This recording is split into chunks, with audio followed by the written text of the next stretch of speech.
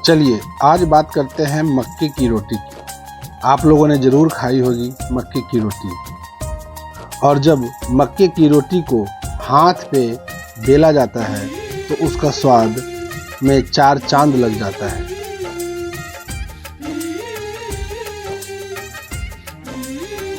आइए इसके लिए हम लोग 500 ग्राम मक्के के आटे में 250 ग्राम चने के सत्तू को मिलाते हैं और इसको अच्छी तरह से गूंद लेते हैं। मकई का आटा और चने का सत्तू जब दोनों आपस में अच्छी तरह से मिल जाता है तो इसका स्वाद और अधिक बढ़ जाता है, स्वाद में चार चांद लग जाता है।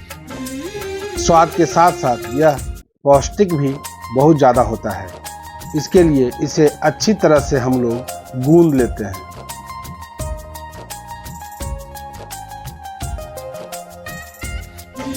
अब मकई का आटा और चने का सत्तू दोनों को अच्छी तरह से मिला देते हैं। इसे अच्छी तरह से गूंद लेते हैं। हमारा जो गूंदा हुआ आटा है एकदम सॉफ्ट हो जाए। आटे को अच्छी तरह से गूंदने के बाद इसके 2-3 टुकड़े हम लोग कर देते हैं और हाथ पे इस तरह से रखकर इसे गोल बना लिया जाता है। थोड़ा थोड़ा पानी देकर इसे अच्छी तरह से गोल कर लिया जाता है। हमारे पूर्वजों की यह परंपरा धीरे धीरे विलुप्त होने के कगार पे है।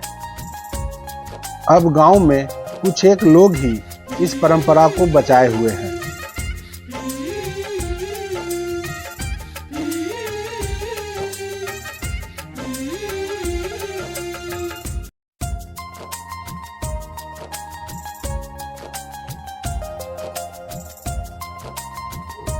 आप देख रहे होंगे कि अब यह धीरे धीरे अपने गोल आकार में बनते जा रहा है।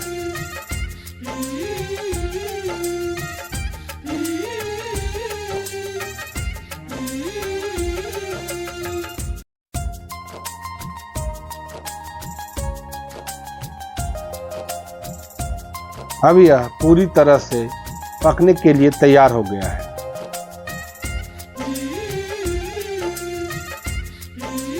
एक मोटा तवा जो पहले से गर्म हो रखा है उस पे हम लोग इसे अच्छी तरह से रख देते हैं। अब इसे धीमी आंच पे धीरे धीरे हम पकाते हैं।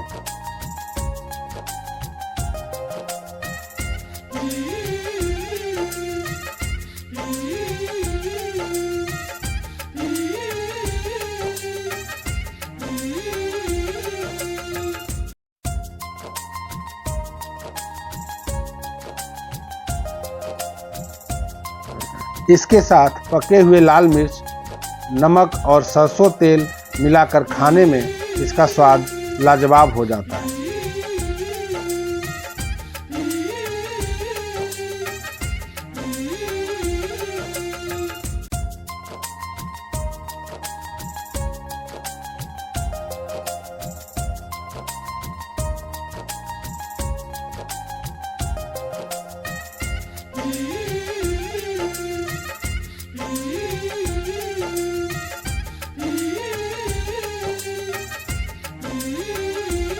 अब हमारा रोटी पककर पूरी तरह से तैयार हो गया है।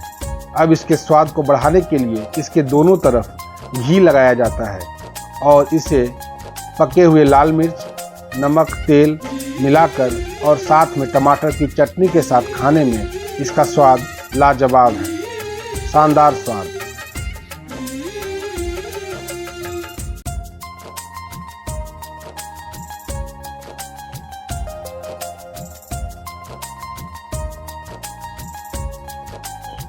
यह स्वादिष्ट के साथ साथ बहुत ही ज़्यादा फायदेमंद भी है।